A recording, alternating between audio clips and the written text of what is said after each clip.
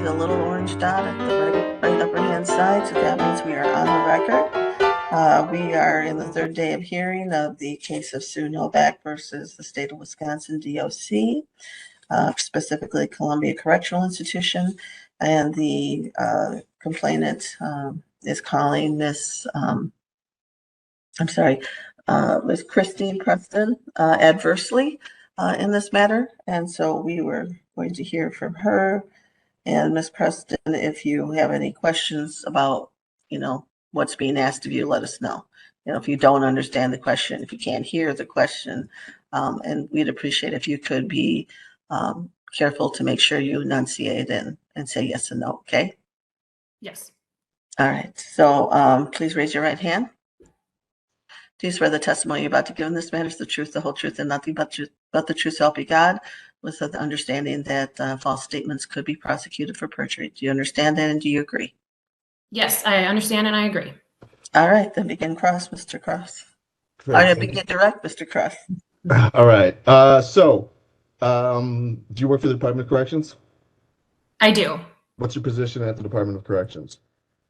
I'm the director of the Internal Affairs Office. And when did you begin that position? November of 2019. Okay. Was that before or after Secretary Carr took over? That was after. Okay. And what were you prior to that?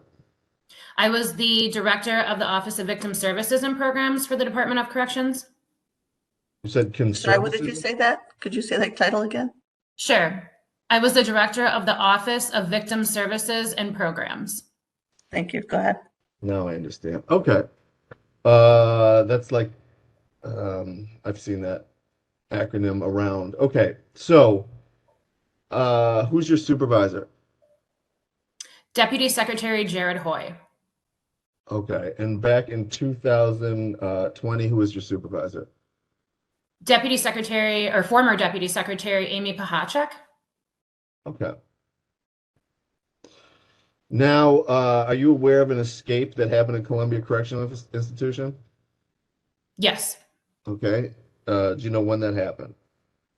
I believe it was April 16th of 2020, somewhere on or about that date. Okay. And were you called to investigate anything in regard to that escape?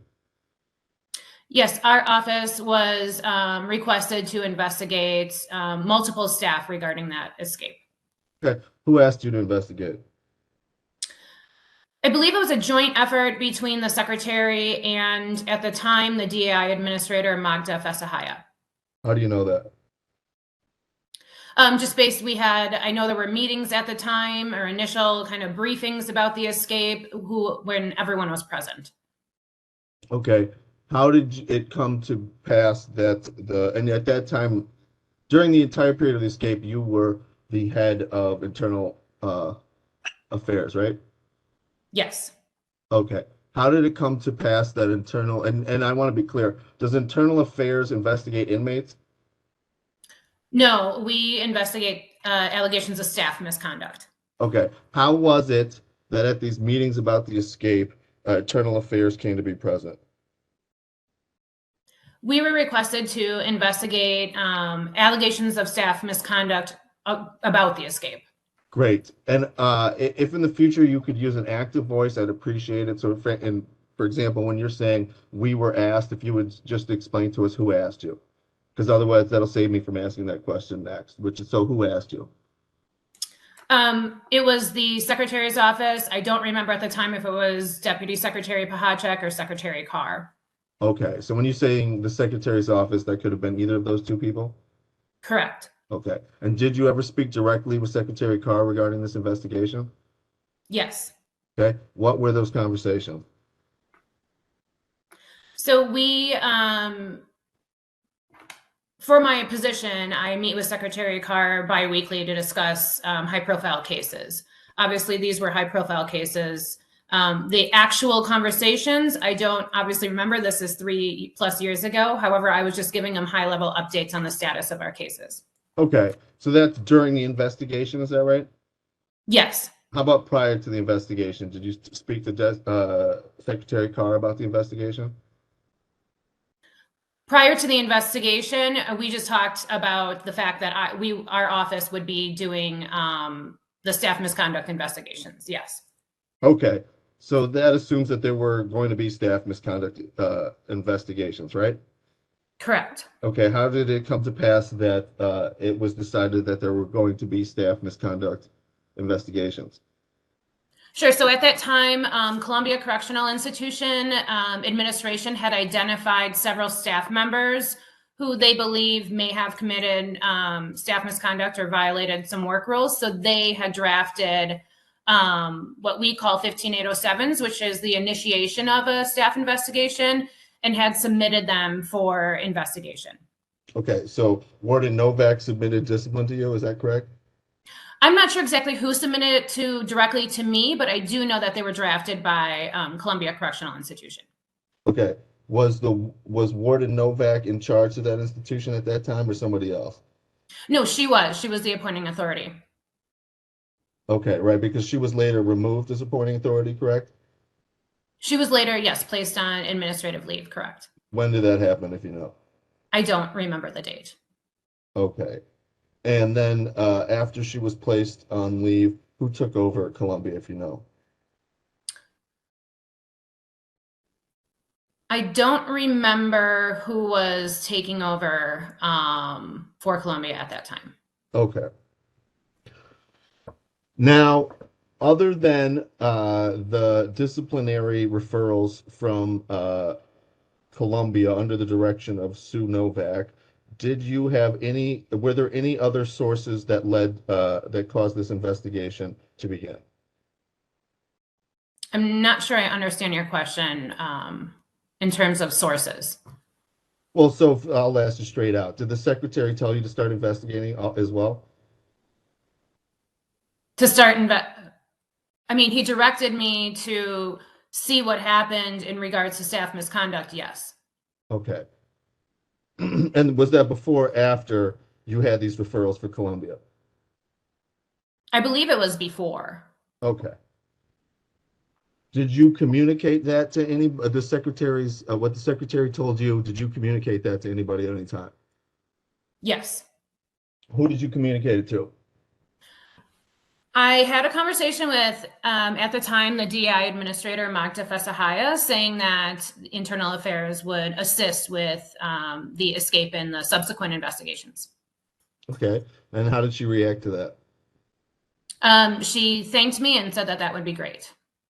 Great. Was she aware of that ahead of time or no? If you know. I'm not sure. Okay.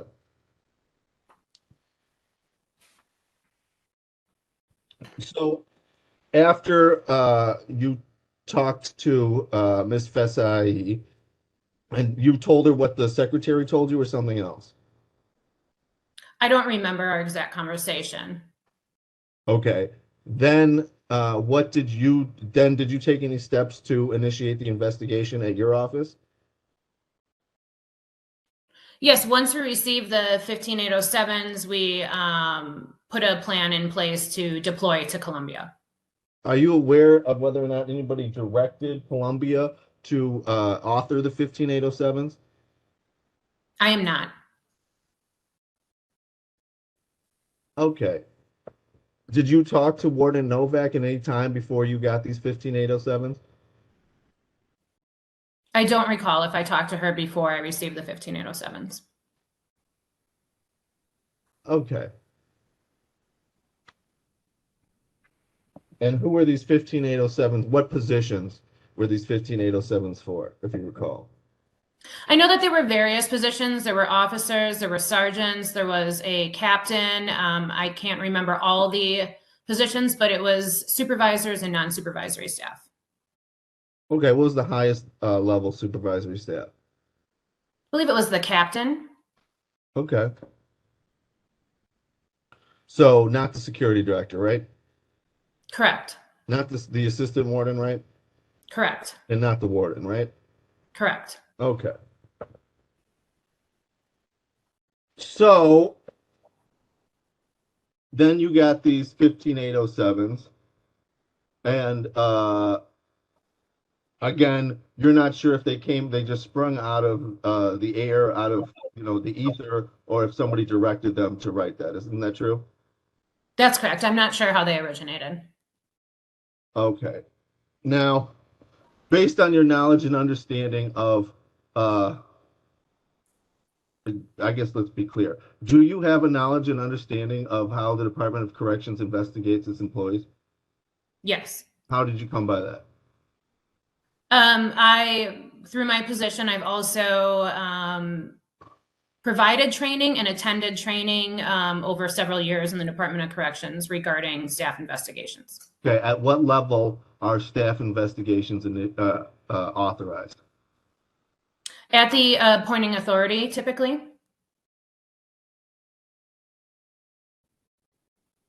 So that means that the warden is what you're saying is the one who authorizes the investigations. Is that right?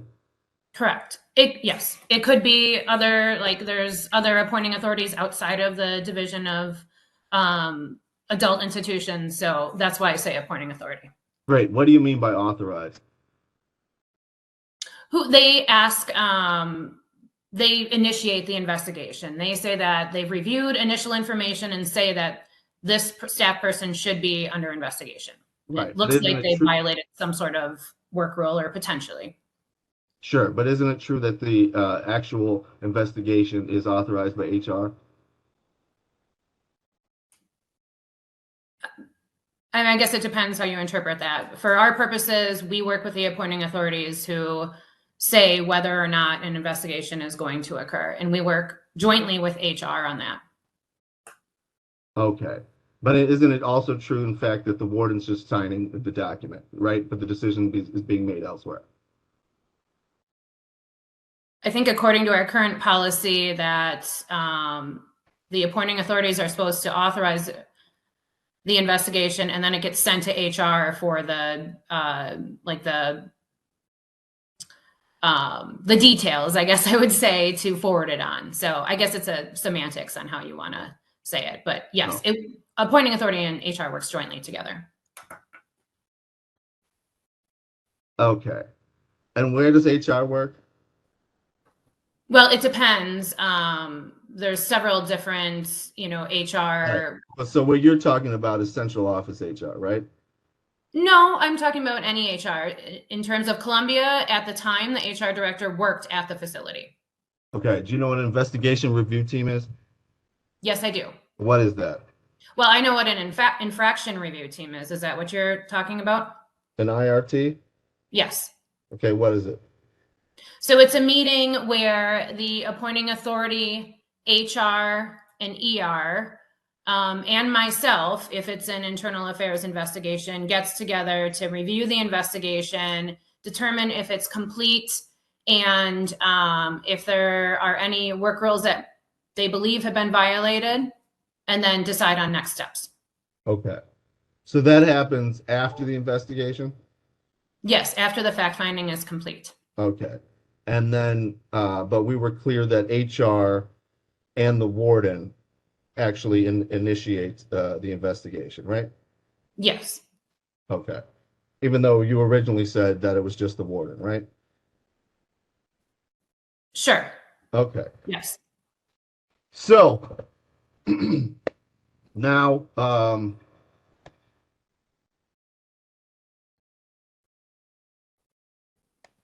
did you also participate? And we're just talking specifically about these investigations into people at the captain rank and below at Columbia. Did you participate in that meeting to initiate that investigation?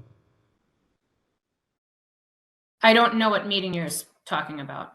Did you participate in any way in the decision to initiate that investigation? No. Okay. So as far as your knowledge, it was only done by HR and the warden. Is that right? I don't know who it was done by. I wasn't part of it.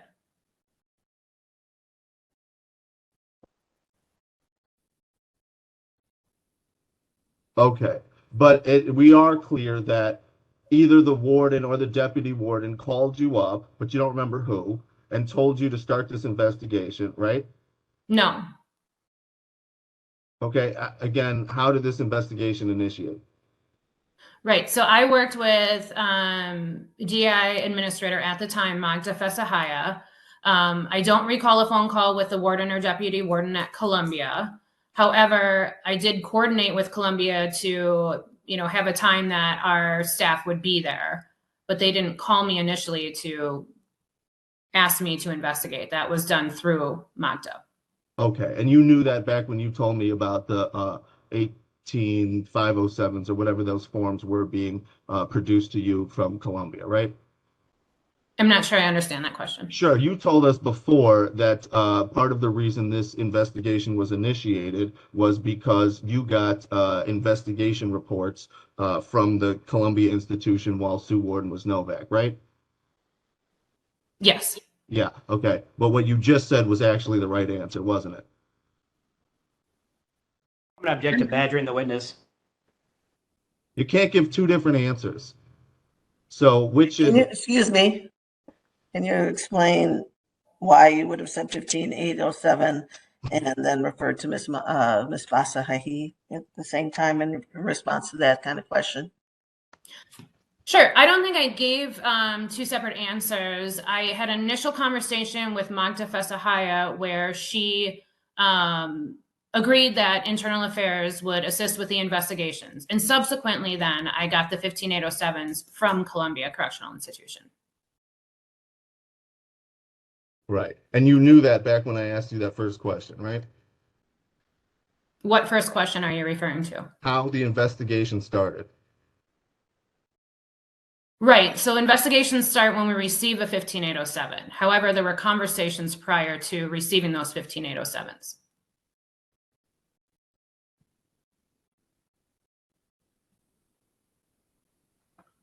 Okay. So, did you have any discussions with Magda about Fesahai about how to conduct the investigation? Not that I recall. Uh-huh. Did you have any conversations with Magda Fesahai about who to investigate? About who to investigate? That's right. No. Okay. Let's then, did you have any conversations with anybody about who to investigate?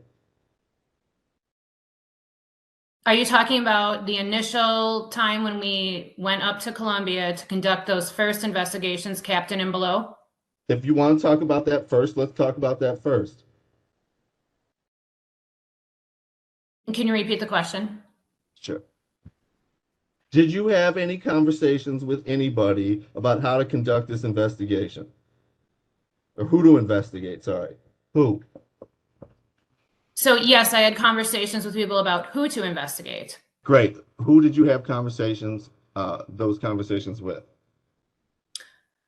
When we were at Columbia, we had conversations with Warden Sue Novak. I believe at the time, Security Chief Larry Fuchs was present. He was up there helping. There may have been other people, but those are two that I remember having conversations. Great. At that time, did Sue Novak recommend investigating the security director? No. Okay. How about the assistant warden? No. How about herself? No. No. Okay. So let's move on from that time period then, okay? Sure. Sure. How did it come to pass that you investigated the security director at Columbia regarding the escape? We were requested by at the time, DI Administrator Magda Fesahaya to open an investigation into the security director. Okay. How did that happen? I was giving briefings to staff about the progress of our investigation in the initial days, and based on information learned, it was decided that he would be put under investigation. Okay, what information was learned? That he may have violated work rules or may have had some misconduct. Okay, what misconduct might there have been which would have violated work rules? And we're talking about the security director? That's right. Sure. That he had knowledge of information that he failed to act on. We're talking about the stun fence, right? Yes, that was part of it. Okay. You're also talking about the kitchen worker. That's correct. Anything else? Not that I recall. Okay. How did the security director fail to act regarding the stun fence? It was part of his duties to maintain the security of the facility, Okay. and the fence wasn't up to standards. No. And you know all about why how long the fence hasn't been up to standards, don't you? I know that it had been for some time, correct. I don't know the exact date. Okay. So what's your knowledge of how long that fence had been substandard? I just know that it had been for a decent amount of time. I'm not sure how long. Okay. Was there ever a security audit done at Columbia Correctional Facility that mentions this fence? If you know? Yes, I believe there was. And you read that document, right? I don't believe I read all of it. I think I reviewed it at some point. Okay. And based on your review, you know what the condition of that fence was and for how long it was in that condition, correct? I do not know how long. I know it had been a while, but Okay. yes. You know for sure that it predated the security director's tenure at Columbia, correct? That's correct. Okay. You also know it predated the warden's tenure at Columbia, correct? Yes. You also know it predated the previous warden's tenure at Columbia, correct? I don't know that. Okay. So when did you learn that the condition of the fence predated the security director's tenure at Columbia? It was sometime during the first 2 weeks following the escape when I was at Columbia Correctional Institution. Okay. Did you direct Mr. Fuchs to go look for any incident reports regarding that fence at any time? I don't know if I directed him. I believe that either myself or one of the investigators asked him for incident reports regarding the fence. How do you know that? I just recall it. Okay. So why was that done? That was part of our investigation Why was it part of your investigation?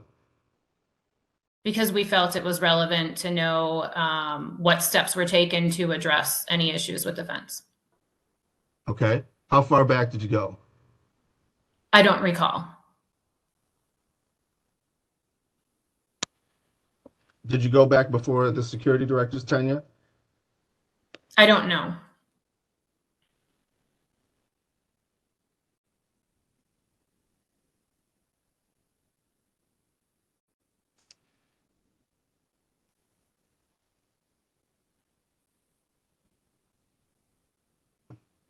Have you seen any incident reports that predate the security director's tenure? I don't recall the dates of the incident reports that I have seen. Okay. Based on the information that you've learned, when do you believe that Department of Correction, based on the information you've learned about this stun fence, when do you believe that Department of Correction management, that means above the warden level, was aware of this condition of this fence? I'm going to object to vague. We're not sure who we're talking about as far as management is concerned. 5, please.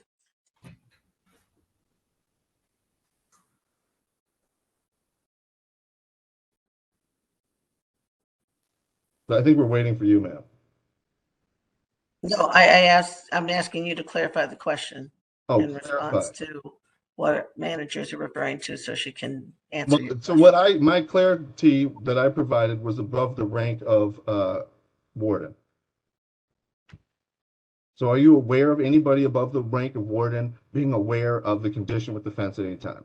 But again, I'm going to object because we still don't know the time frame. Yes, I'm going to allow that too. Please state a time frame.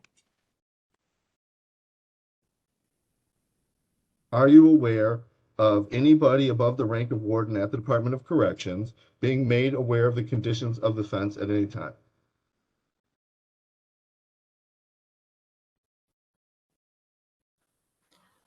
Yes. Okay. When is the earliest time? earliest Department of Corrections employee above the rank of warden being made aware of the condition of the stun fence at Columbia that you're aware of? The only time I'm aware that I know that they had knowledge of the stun fence was during this investigation. Okay, but you reviewed the security audit, right? Correct. Okay, and that security audit, was that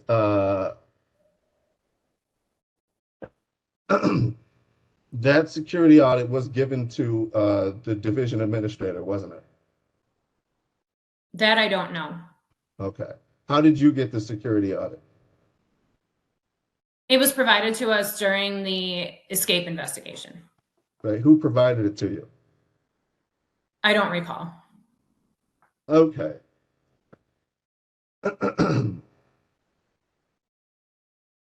And again, you were able to determine based on that investigation that that fence had been in that condition prior to both the warden and the security director's tenure, correct?